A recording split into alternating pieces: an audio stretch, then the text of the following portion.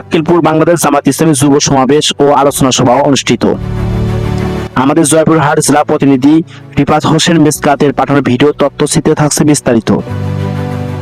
বাংলাদেশ জামাত ইসলামী আক্কেলপুর উপজেলার যুব বিভাগের উদ্যোগে যুব সমাবেশ ও মাহে রমজানের গুরুত্ব শীর্ষক আলোচনা সভা অনুষ্ঠিত হয়েছে।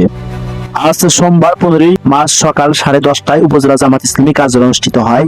বাংলাদেশ জামাত ইসলামী যুব বিভাগের সভাপতি হাবিবুর রহমানের সভাপতিত্বে আলোচনা সভায় প্রধান অতিথি হিসেবে উপস্থিত ছিলেন বাংলাদেশ জামাত ইসলামী মনোনীত জয়পুরহাট 2 আসনে এমপি প্রার্থী এস.এম. রাশেদুল্লাহ আলম সবুজ।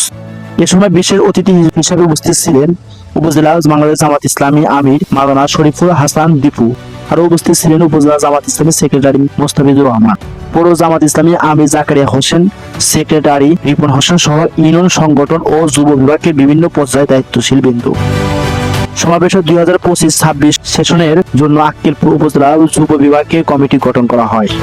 কমিটিতে হাবিবুর রহমান সভাপতি, রিপন হোসেনকে সেক্রেটারি ঘোষণা করা হয়। প্রধান অতিথি বক্তব্যে বলেন, রমজান শিক্ষা বাস্তব জীবনের কাজে লাগার জন্য দিন কায়েম এর পথ যুবকদের এগিয়ে যেতে হবে।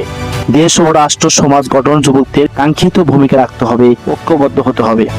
রমজানে তাকওয়া ও সবরে যে সংযম শিক্ষার মাধ্যমে আল্লাহর প্রিয় হওয়ার সুযোগ আমরা পেয়েছি, তা যুবকদের অনুধাবন করে ইউনিয়নের প্রত্যেকটি প্রান্তরে দাওয়াতি কাজের জন্য ছুটে যেতে হবে।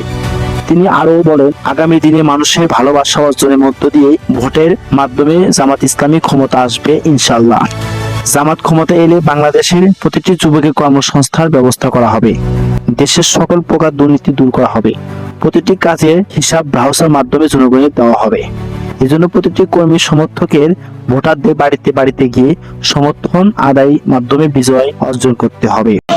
আমার জনাবিরা আমার সবকিছু আল্লাহ আল্লাহ রাসূলের সঠিকভাবে হবে ইনশাআল্লাহ। সর্বশেষ কথা হলো যে আমল করে দাও, দুষ্টির সাথে সম্পর্ক রাখবো না, যে দুষ্টির সাথে কোরআন আর হাদিস নেই মানা যাবে ইনশাআল্লাহ। আল্লাহ রাব্বুল আলামিন আমাদের সকলকে আজকের এই মাহে রমজানের সিয়াম সহ যেগুলো আমরা অতিবাহিত করেছি, সামনে যেগুলো আছে সব এই রোজা এবং এই সিয়াম পালনের মধ্য দিয়ে, এর মধ্যে সবচেয়ে গুরুত্বপূর্ণ তার যৌবনকাল কিভাবে অতিবাহিত হয়েছে। একটা কিন্তু প্রশ্ন থাকবে যে তার জীবনকাল কিভাবে হয়েছে।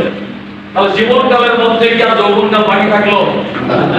তারপরে আবার প্রশ্ন করা হবে, তোমার যৌবনটা স্পেশালি বলো, যৌবনকালে তোমার কি করা হয়েছে। এবং এই যৌবনকালের ভালোভাবে আল্লাহর গোলামের মধ্যে পার করার মধ্য দিয়ে SMP News 24 নিউজ ডেস্ক।